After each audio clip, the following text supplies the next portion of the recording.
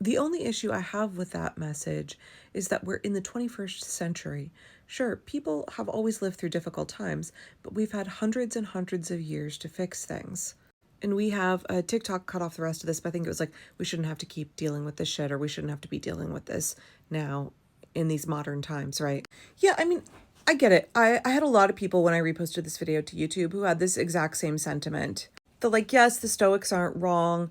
Throughout most of human history, people have lived through incredible times of conflict. Very few of us have got, the privilege of living through times of peace and stability, and that we need to focus on the areas over which we do have control. Where can we enact the most good? Where can we push back against the harm that these terrible people are doing? But like, the reality is that this is the human experience for most people throughout most of time, living in times of conflict and upheaval with men who are trying to oppress and do harm to other people. And again, so many people were like, yeah, but this is the 21st century. Like, this shouldn't be happening in 2025.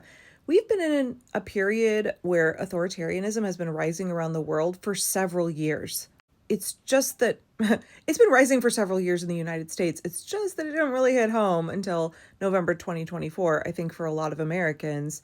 And then, even then, I think it didn't hit home for a lot of Americans until the last couple of months, when they saw that Donald Trump was actually rolling out Project 2025, when they saw how bad it was going to be. They didn't believe the people earlier who clearly like were, screaming from the rooftops or waving a flag and saying like, hey, like, red alert, red alert. They chose to believe it wasn't that bad, even though it was, and it was going to get worse. And it still will get worse if we don't stop it. But I guess I just wanted to speak to this misconception, erroneous belief that because we live in modern times, we are, evolved, more advanced people, that we shouldn't be going through these same cycles. We shouldn't be experiencing a time when authoritarians are, pulling their bullshit again.